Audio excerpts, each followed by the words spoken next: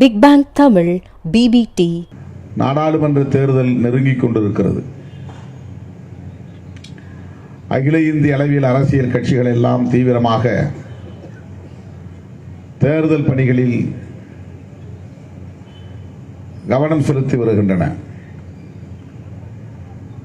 தமிழ்நாட்டில் திராவிட முன்னேற்ற கழகத்தின் தலைமையிலான கூட்டணியில் தொகுதி பங்கீடு இன்றோடு நிறைவு பெற்றுவிட்டது. அதிமுக இன்னும் கூட்டணியை அமைக்கவே இல்லை. பாஜகவுக்கு ஆளே கிடைக்கவில்லை. கூட்டணி அமைப்பதற்கு ஒரு கட்சியும் கிடைக்கவில்லை. 1-2 லெட்டர் பேடு கட்சிகள் தான் உள்ளன. இது அரசியல் செயல் திட்டம். இந்துத்துவா என்பது பாரதிய ஜனதா கட்சியின் அரசியல் செயல் திட்டம்.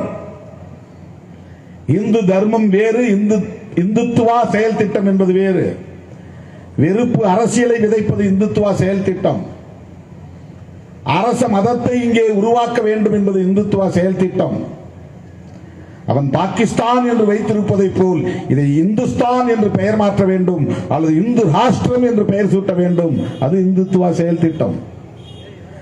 இதை நடைமுறைப்படுத்த வேண்டுமானால் தடையாக இருக்கிற அரசமைப்பு சட்டத்தை தூக்கி எறிய வேண்டும், அல்லது நீர்த்து போக செய்ய வேண்டும். அரசமைப்பு சட்டத்தை நீர்த்து போக செய்ய வேண்டுமானால் பாரதிய ஜனதா அசைக்க முடியாத வலுவோடு ஆட்சி அதிகாரத்தில் தொடர்ந்து நீடிக்க வேண்டும். அதற்கு 3வது முறையாக மோடி ஆட்சிக்கு வர வேண்டும். மோடி 3வது முறையாக ஆட்சிக்கு வந்தால் அரசமைப்பு சட்டத்தை தூக்கி எறிவார்கள். வர்ணாசிரம தர்மத்தை, மனு தர்மத்தை இந்தியாவின் அரசமைப்பு சட்டமாக அறிவிப்பார்கள். சமூக நீதிக்கு இங்கே இடமில்லாமல் போகும். மாநிலங்கள் இல்லாமல் போகும். மாநில கட்சிகள் இல்லாமல் போகும். ஒரே மதம் தான் இந்தியாவில் இருக்கும். ஒரே கலாச்சாரம் தான் இந்தியாவில் இருக்கும். மாட்டுக்கறி தின்ன முடியாது. விரும்பிய உடையை உடுத்த முடியாது. பகுத்தறிவு கருத்துக்களை பேச முடியாது. பெண்ணுரிமையை பேச முடியாது. இவ்வளவு மோசமான ஒரு இந்தியாவை உருவாக்குவதற்காகத்தான் பாஜக முயற்சிக்கிறது. மோடி மீண்டும் பிரதமராக வேண்டும் என்று திட்டமிடுகிறது. ஆகவே பாசிச பாஜக வீழ்த்தப்பட வேண்டும் என்று நாம் முழங்குகிறோம். இவ்வளவு பெரிய ஒரு வேலை திட்டத்தை வைத்துக் கொண்டிருப்பதால் தான் 2-3 கொடுக்கறத கொடுங்க, வாங்க ஃபீல்டுக்கு போகும் சண்டைக்கு. விடுதலை சிறுத்தைகள் பிஜேபி எதிர்த்து சண்டை போடுவதற்குத்தான் களத்தில் இருக்கிறோம். நீ 2-3 2 கொடுத்தாலும் ஒண்ணுதான், 3 கொடுத்தாலும் ஒண்ணுதான். அதுல ஒன்றும் பெரிய மாற்றம் ஏற்பட போறதில்லை. 4 கொடுத்தாலும் ஒண்ணுதான். அதுல ஒன்றும் பெரிய மாற்றம் ஏற்பட போறதில்லை. 35 மார்க் எடுத்தாதான் ஒருத்தன் பாஸ் பண்ண முடியும்.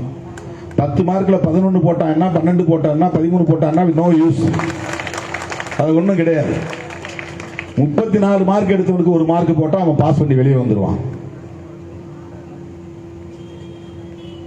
அப்போ நமக்கு 2-3 ஆகிறதுனால ஒன்றும் பெரிய மாற்றம் நிகழ போறதில்லை. ஒரு சந்தோஷம். போன தடவை 2, இந்த தடவை 3, ஒரு கெத்தா வராது திரும்ப. அவ்வளவுதான். அப்படி எனக்கு தான் மரியாதை கிடைக்கும், மக்களுக்கு ஒன்றும் அதனால மரியாதை இருக்காது. அதனால ஒன்றும் பெருசா நாட்டுக்கு பலன் வரைய போறதில்லை. Don't care. அதனால அந்த 2-3 அதை பத்தி நான் கவலைப்படலை. திருமாவளவனுக்கு நாங்கள் 2 தான் கொடுத்தோம், 3 கொடுக்கல அப்படின்னு யாராவது சந்தோஷப்பட்டா அந்த சந்தோஷம் தற்காலிகமான சந்தோஷம் தான். அல்லது நாங்கள் கொடுக்க விடாம தடுத்துட்டோம், எவ்வளவு ஜாக்கிரதையா நாங்க பண்ணிட்டோம் அப்படின்னு நீங்க சந்தோஷப்பட்டா அதை பத்தி எங்களுக்கு கவலை இல்லை. எங்களுக்கு பிஜேபி வீழ்த்தப்பட வேண்டும். எங்களுக்கு அரசமைப்பு சட்டம் பாதுகாக்கப்பட வேண்டும். மோடி மீண்டும் பிரதமர் ஆகாமல் தடுக்கப்பட வேண்டும். அதனால் தமிழ்நாட்டில் 40 இடங்களிலும் விடுதலை சிறுத்தைகள் போட்டியிடுகிறோம் என்கிற உணர்வோடு களத்தில் இறங்குகிறோம். நாங்க 2ங்கிறாங்க, நாங்க நினைக்கிறோம் 40 நினைக்கிறோம். தமிழ்நாட்டிலே விடுதலை சிறுத்தைகள் கட்சி எத்தனை இடங்களில் போட்டியிடுகிறது என்று டிபேட் செய்கிறார்கள். அட அற்பர்களே, நாங்கள் 40 இடங்களில் போட்டியிடுகிறோம். நீங்கள் ஏன் எங்களை பற்றி கவலைப்பட்டுக் கொண்டிருக்கிறீர்கள்? இன்னும் அவங்களுக்கு ரொம்ப கவலையா. திருமாவளவன் பாவு 10 லட்சம் பேரை திரட்டி காட்டினாரு. 4 கேட்டாரு, 3 கேட்டாரு, முடியல. புதுசா வந்தவர் ஏதோ கோடி அள்ளி கொடுத்துட்டாரு. இதுக்கெல்லாம் மயங்கிற சராசரி ஆள் அல்ல திருமாவளவன். அதை எழுதி வைத்துக் கொள்ளுங்கள். உங்கள் விமர்சனம் ஒன்றும் என்னை செய்யாது. அரசியல் களத்தில் அடியெடுத்து வைத்த போது எப்படி இருந்தானோ திருமாவளவன், அப்படித்தான் இந்த 34 ஆண்டுகளிலும் அதே நிலையில் தான், அதே உணர்வோடு தான், அதே வீரியத்தோடு தான் நிற்கிறார். ஒரு தேர்தல் அரசியல் களத்தில் வெளிப்படையாக அதிமுக விடுதலை சிறுத்தைகளுக்கு அழைப்பு விடுத்தது. அதை பொருட்படுத்தினோமா? எங்களுக்கு இங்க விட அங்க அதிகமா சீட்டு கிடைக்கணும் போடி நாங்க ரெண்டு பக்கமும் பேரம் பேசிட்டு இருக்கிறோமா?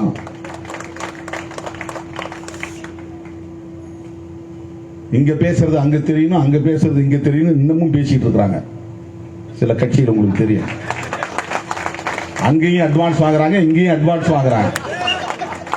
யாருன்னு உங்களுக்கு தெரியும். அந்த சராசரி அரசியலை விடுதலை சிறுத்தைகள் கட்சி செய்யாது. அடுத்த தேர்தலில் எங்களுக்கு ஒரு சீட்டு கொடுத்தாலும் எங்களுக்கு அதை பத்தி பிரச்சனை இல்லை. நாங்க ரெண்டு சீட்டில் ஜெயிக்காம போனாலும் அதை பற்றி நாங்கள் கவலைப்பட மாட்டோம். நாங்கள் அம்பேத்கரின் பிள்ளைகள், பெரியாரின் பிள்ளைகள்.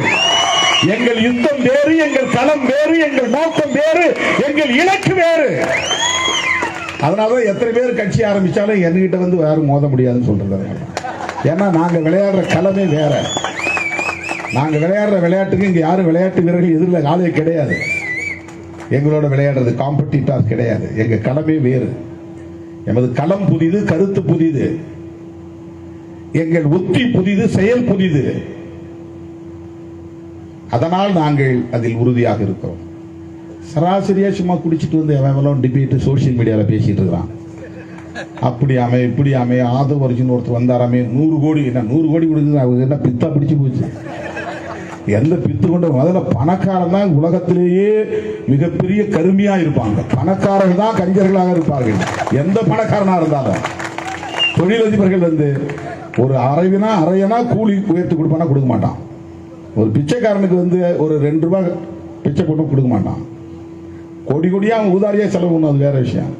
சாதாரண மக்கள் தான் ஒருத்தர் பட்டினி கிடந்தா கையில் இருக்கிறத அப்படியே அடுத்து கொடுத்துட்டு வருவாங்க. அந்த கொடை உள்ளம் சாதாரண மக்கள்கிட்ட தான் இருக்கும். தான் வீட்டில் இருக்கிற பழைய கஞ்சி கூட யாரோ ஒருத்தன் பார்த்தான், ஐயோ பாவம் இந்த குழந்தைக்கு ஒண்ணுமே அன்னம் இல்லை, ஆகாரம் இல்லை அப்படின்னா அந்த பழைய சோறு அள்ளி கொடுத்துட்டு அவங்க பாட்டு பண்ணி கிடப்பாங்க. அள்ளி தரக்கூடிய நல்ல உள்ளம், கொடை உள்ளம் உழைக்கிற மக்களிடத்தில் தான் இருக்கும். அந்த அந்த அடிப்படை கூட புரிந்து கொள்ளாம அதுவும் வந்தா அப்படியே அள்ளி 100 கோடி கொடுக்கறது. வாய்க்கு வந்ததெல்லாம் சொல்றான். எவனுக்கு என்னமோ மாநாட்டுக்கு மொத்தமே நாங்க செலவு பண்ணது எங்க கட்சியில் இருக்கக்கூடிய ஒவ்வொரு மாவட்ட செயலாளரும் ஆளுக்கு 2 லட்சம் ரூபாய் கொடுத்து மாநாட்டு செலவை பார்த்தோம். இதுவரை நான் அப்படி யாருக்கும் டிக்டேஷன் கொடுத்ததில்லை. நீ 2 லட்சம் ரூபாய் கொடுக்கணும், இல்லைன்னா மாவட்ட செயலாளர் பதவி 6 மாசத்துல தூக்கிடுவேன்னு சொல்லிட்டேன். நான் பெரிய கிராண்டா இப்பதான் அது மாதிரி நான் சொன்னேன். 144 மாவட்ட செயலாளர் போட்டிருக்கோம். இந்தியாவில் எந்த கட்சியும் இப்படி பிராக்மென்ட் பண்ணது கிடையாது. 2 ஒன்றியத்துக்கு ஒரு மாவட்ட செயலாளர். என்ன எங்களை ஒன்றிய செயலாளர் ஆகிட்டீங்க? ஆமா, ஒன்றிய செயலாளர் தான், ஆனா மாவட்ட செயலாளர் பேரு போ. நீ 10ஆம் கிளாஸ் தான் படிச்சிருக்க, உனக்கு BA டிகிரி கொடுக்குறேன் போ.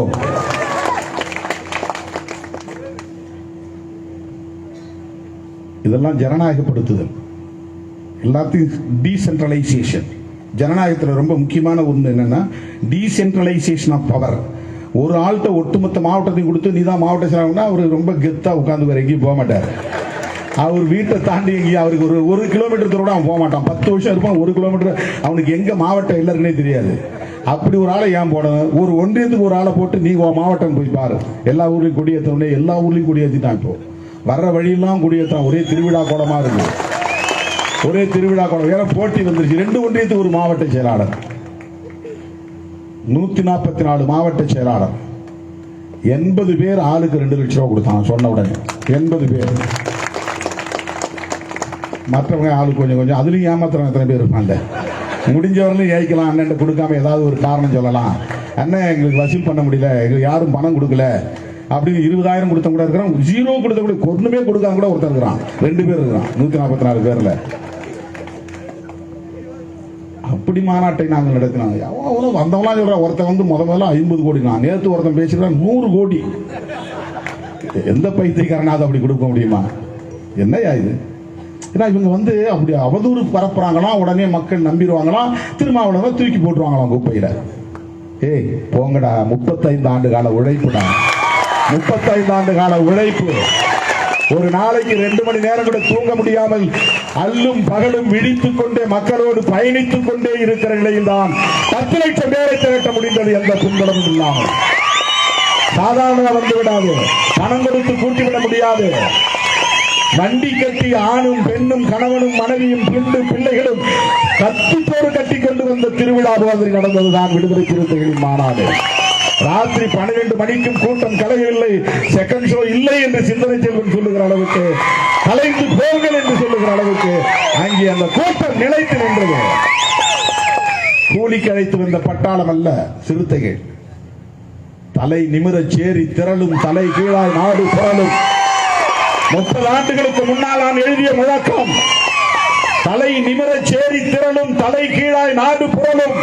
30 ஆண்டுகளுக்கு முன்னால் நான் எழுதிய முழக்கம். திருச்சி சிறுகனூரிலே அன்றைக்கு நான் கண்ணால் பார்த்தேன்.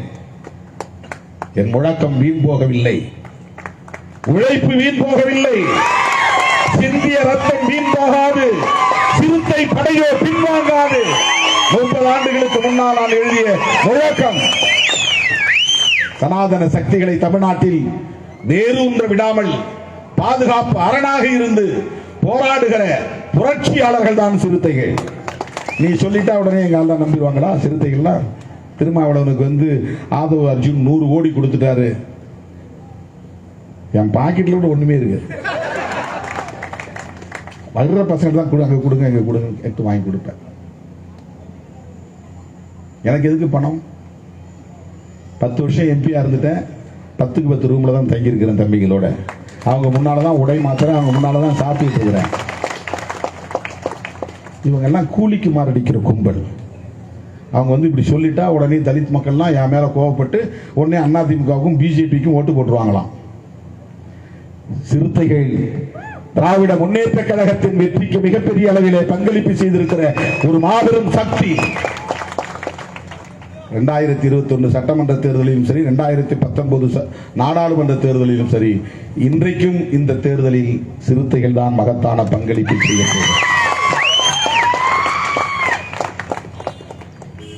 டோட்டல் பார்த்தா போன தேர்தலுக்கு இந்த தேர்தலுக்கும் ஒரே ஃபார்முலா. எங்களுக்கு 2, போன தேர்தலில் 2, இந்த தேர்தலில் 2. கம்யூனிஸ்டுகளுக்கு போன தேர்தலில் 2, இந்த தேர்தலில் 2. மதிமுகவுக்கு போன தேர்தலில் 1, இந்த தேர்தலில் 1. கொங்கு மக்களுக்கு போன தேர்தலில் 1, இந்த தேர்தலில் 1. காங்கிரசுக்கு போன தேர்தலில் 10, இந்த தேர்தலில் 10. No change. யாருக்காக கூட குறை கொடுத்திருந்தா நாம வந்து விடுதலை சிறுத்தைகள் கோட்டை விட்டாங்கன்னு சொல்லலாம். Same formula. சரி, திமுகவுக்கு என்னாச்சு? கூட்டணி கட்சிகள்லாம் அதே தொகுதியில் போட்டிடுறோம். திமுக 2 தொகுதி கம்மியா போட்டிடுது இந்த தேர்தலில். உண்மையிலேயே திமுகவுக்கு 2 தொகுதி கம்மி. எப்படின்னா, போன தேர்தலில் 24 உதயசூரியன் சின்னம் களத்தில் இருந்துச்சு.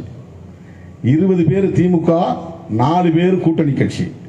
விடுதலை சிறுத்தைகள் 1 தொகுதி, பாரிவேந்தர் கட்சியில் 1 தொகுதி, கொங்கு மக்கள் 1 தொகுதி, மதிமுகவில் 1 தொகுதி. 4 கூட்டணி கட்சி உதயசூரியன், 20 திமுக உதயசூரியன், மொத்தம் 24. ஆனா இந்த முறை மொத்தம் உதயசூரியன் நிற்க போறதே 22 இடம் தான். உள்ளபடியே திமுகவுக்கு தான் குறைஞ்சு போயிருக்கு. இதை எவனும் சொல்ல மாட்டான், எழுத மாட்டான். எப்படி குறைஞ்சது? போன முறை நீ 2, அவங்களும் 2, அவங்களும் 2, அவங்க 1, இவங்க 1, அவங்க 10, இதுவரையும் அதே மாதிரி தான் இருக்கு. அப்புறம் எப்படி திமுக 2 குறைஞ்சதுன்னா, போன முறை விடுதலை சிறுத்தைகள் உதயசூரியன் சின்னத்தில் இருந்தது, இந்த முறை பானை சின்னத்தில் இருக்கிறது. 1 குறைஞ்சது. போன முறை மதிமுக உதயசூரியன் சின்னத்தில் இருந்தது, இந்த முறை அவங்க பம்பரத்தில் இருக்கிறார்கள். 2 குறைஞ்சிச்சு. அதனால இப்ப 22 ஆயிருச்சு. கணக்குப்படி பார்த்தா, புள்ளி விவரம் படி பார்த்தா திமுகவுக்கு தான் 2 தொகுதி குறைஞ்சிருக்கு. வேற யாருக்கும் குறையவும் இல்லை, கூடவும் இல்லை. Same formula. அதனால நாம வந்து வருத்தப்படுவதற்கு எதுவும் கிடையாது. திமுக நம்ம ஏய்த்து விட்டது என்று கருத வேண்டியதில்லை. என்ன சொல்லலாம்? திமுக அது 18 குறைச்சு கூடாதா, 15 குறைச்சு கூடாதுன்னு நம்ம போற போக்கில் சொல்லலாம். ஆனால் திமுக என்கிற கட்சி குறைந்தது 20, 22 இடங்களிலே வெற்றி பெற்று போனால்தான் நாளைக்கு பிஜேபி ஆட்சிக்கு வந்தாலும் அல்லது காங்கிரஸ் ஆட்சிக்கு வந்தாலும் அவர்கள் ஒரு குறிப்பிட்ட வேலை திட்டங்களை செய்ய முடியும். 3வது பெரிய கட்சி அல்லது 4வது பெரிய கட்சி இருந்தால் காங்கிரஸ் ஆட்சிக்கு வந்தால் அவங்க கேபினெட்ல பெரிய இடத்துக்கு வர முடியும். இப்ப நாம 2, 3 ஆனா கூட கேபினெட்ல வர முடியாது. அல்லது நாளைக்கு பிஜேபி ஆட்சிக்கு வந்துச்சுன்னா சட்டத்தை எதிர்க்க முடியும். ஏன்னா ஒரு கமிட்டிக்கு சேர்மன் வாங்க முடியும் அவங்களால. 2 தொகுதி 3 தொகுதி ஜெயிக்கிறவங்களால வாங்க முடியாது. பார்லிமெண்ட்டை பொறுத்தவரையிலும் 5 எம்பிக்கள் இருந்தாதான் பார்ட்டி. 4 இருந்தா குரூப், 3 இருந்தா group. VCK group, VCK party கிடையாது. குறைந்தது 5 எம்பி ஜெயிச்சு போனாதான் ஒரு பார்ட்டியா ரெகக்னைஸ் பண்ணுவாங்க பார்லிமெண்ட்ல. அதுக்கு கீழே இருக்கிறவங்க எல்லாம் குரூப்னு பேரு. ஒரு ஆள் இருந்தாலும் குரூப், 2 ஆள் இருந்தாலும் குரூப், 3 ஆள் இருந்தாலும் குரூப். நினைச்சா கொடுப்பான், இல்லைன்னா கொடுக்க மாட்டான். டைம்ல பேசுறது, டைம் முடிஞ்சு போச்சுன்னா முடிஞ்சிச்சு தூக்கி போட்டு பிரைம் மினிஸ்டர் ரிப்ளை அனுப்பிச்சுவான். நாம காத்துட்டே உட்காந்துருக்கணும், பேச முடியாது. ஆனால் திமுக அந்த மாதிரியான இடத்துல இல்லை. அவங்க ஆண்ட கட்சியில் இருந்தவங்க, கேபினெட்ல இருந்தவங்க, 20க்கு மேல தொடர்ந்து வெற்றி பெற்று வந்தவங்க. இப்பவும் அப்படி போனா அவங்க கேபினெட்ல இடம்பெற முடியும். இடம்பெற்றாங்க, அவங்களால சில தாக்கத்தை ஏற்படுத்த முடியும். அதனால் அந்த நிலையை தக்க வைத்துக் கொள்ள வேண்டும் என்று அவர்கள் நினைப்பதில் ஒன்றும் தவறில்லை. நமக்கு பிடிக்கலன்னா ஒண்ணு கூட்டணியை பிரேக் பண்ணிட்டு வெளியே வரணும். இப்ப ஒரே ஒரு தொகுதிக்காக நாமே உருவாக்கிய இந்தியா கூட்டணியை நாம் உடைக்கிறோம் என்றால் நம்மை பற்றி பொதுமக்களின் மதிப்பீடு என்னவாக இருக்கும்? போற போக்க நம்மளால சேர்ந்து சொல்றாங்க, ஏன் வெளியே வர வேண்டியதானே, ஏன் தனியா நிற்க வேண்டியதானே, ஏன் எடப்பாடியை போய் பார்க்க வேண்டியதானே. அப்படின்னா எனக்கு தலித் ராமதாஸ் பேர் வந்துடும்.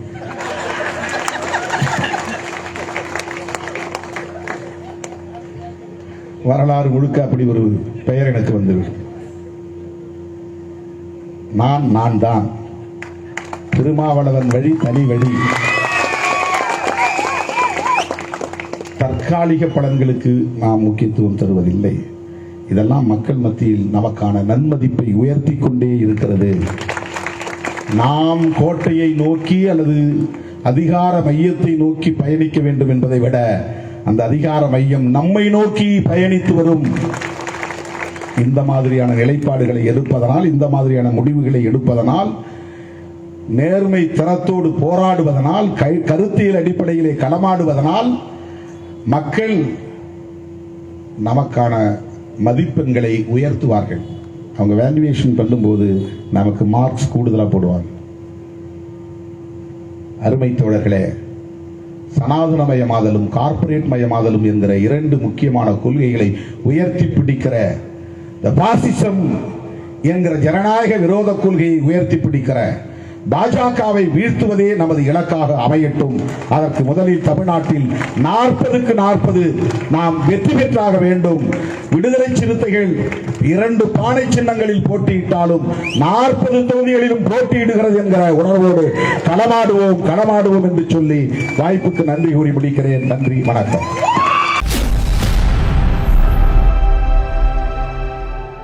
Big bang Tamil BBT